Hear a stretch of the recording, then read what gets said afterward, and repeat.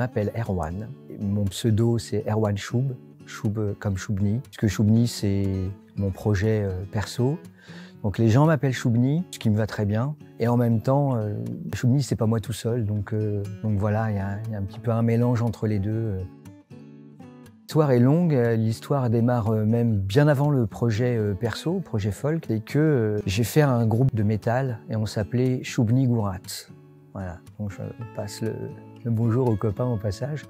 Et on jouait du métal, donc c'était du lourd et on voulait un nom très percutant, percussif.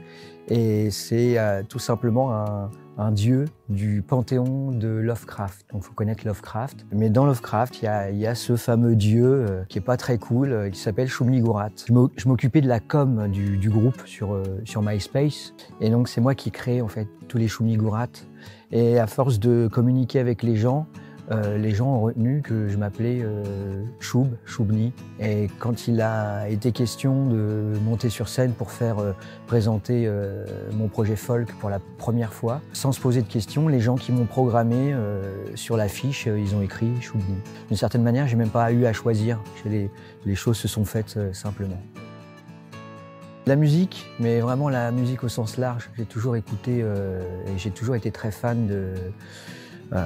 Voilà, j'ai fait de la bossa nova, j'ai fait du flamenco, j'ai fait de la chanson française, je me suis essayé au jazz et au final, alors le métal évidemment, le blues, le rock et au final je suis mauvais dans tout.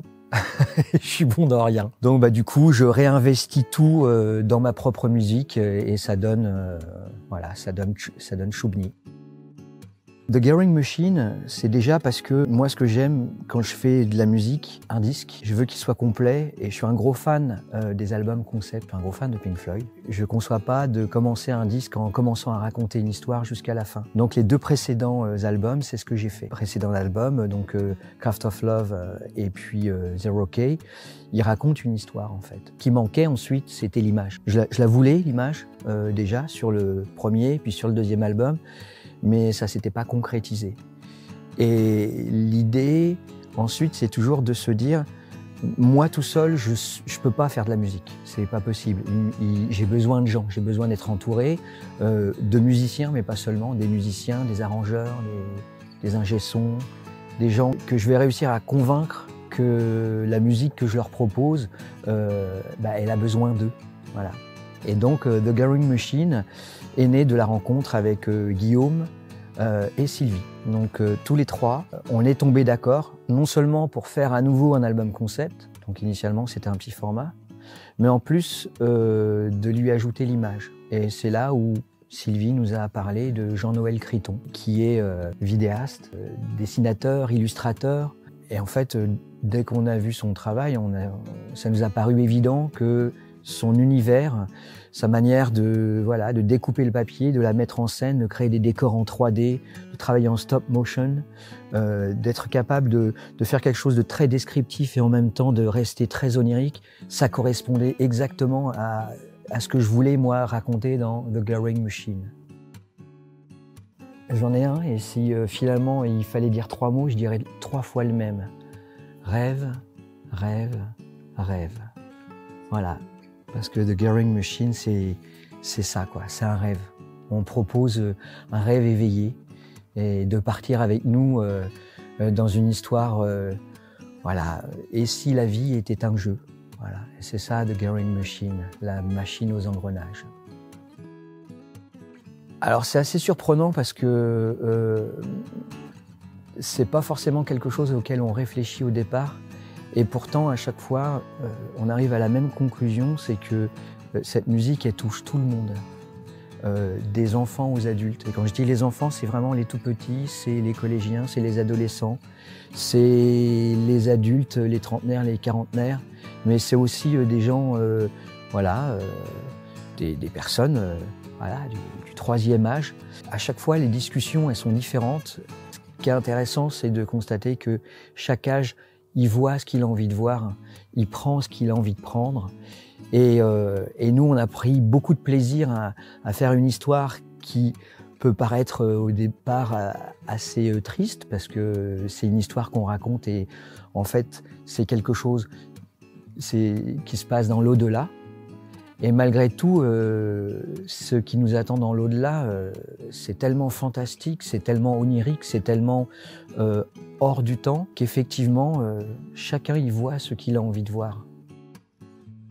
Au début, c'est simplement l'idée de, comment dire, d'offrir plus qu'un spectacle d'1 heure sur scène.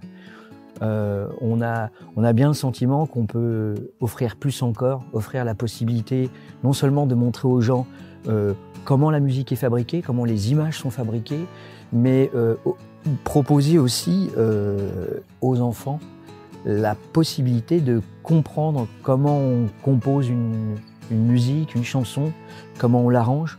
Même chose pour les clips. Jean-Noël va littéralement créer avec cette musique inédite que j'ai fait avec les enfants du conservatoire, hein, le groupe Beethoven de Caroline Buron, eh bien, elle va venir sur un clip inédit. Et là, actuellement, je peux vous dire que Jean-Noël et les enfants, ils ont déjà la musique, parce que ça y est, elle a été enregistrée, elle est en boîte. Et je suis persuadé qu'ils vont nous faire un super clip. Ça va vraiment au-delà d'un simple cours de musique pendant 1 heure, où tu vas faire des gammes, tu vas travailler ta lecture, le solfège, tu vas travailler le rythme. En fait, là, soudainement, c'était réellement concret. C'est-à-dire qu'ils ont vraiment compris ce que c'était que de partir, non pas d'un travail technique pour aller vers la musique, mais de prendre la musique et de la considérer, d'avoir quelque chose de fini finalement. Il y a la musique, il y a les paroles, le truc qui tourne en soi, et en même temps, de leur dire, mais vous savez, en fait, en réalité, c'est pas terminé. En fait, il y a le plus important à faire, c'est les arrangements. Et vous êtes important parce que vos violons vont transformer le morceau. Et je pense que c'est... voilà, on a fait 9 séances. S'il fallait que je retienne un mot sur toutes ces séances, professionnel. Ils ont fait preuve d'un professionnalisme. C'est bluffant, en fait, c'est bluffant. Donc non, c'était génial.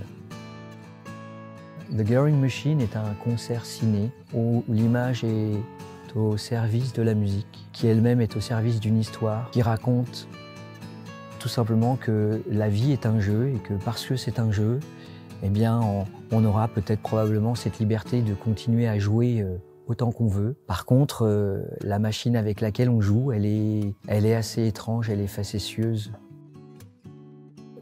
Je remercie le service culturel de Montivilliers de nous faire confiance, d'avoir parié sur nous. Et voilà, ça nous touche réellement, voilà, Guillaume, Sylvie et moi-même. Et puis j'ajoute également Jean-Noël Criton, il est important. Et sans oublier Eric Docteur, voilà, parce qu'il fait partie de l'histoire et il est d'autant plus important qu'il est derrière les manettes, il est dans l'ombre, mais sans lui, l'image et le son ne fonctionneraient pas comme il faut.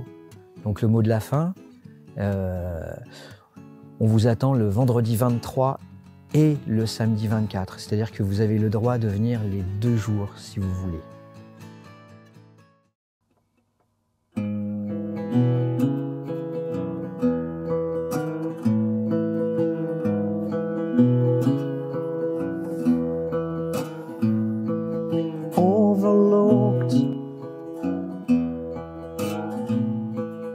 Disregarded. Would you please me not to pay attention while you feel slightly rejected, asking yourself so many questions about the meaning of life, about the point of living, the one of my kind, you're my alter ego. We're just a side notes, easy to sad song, bad. Oh no.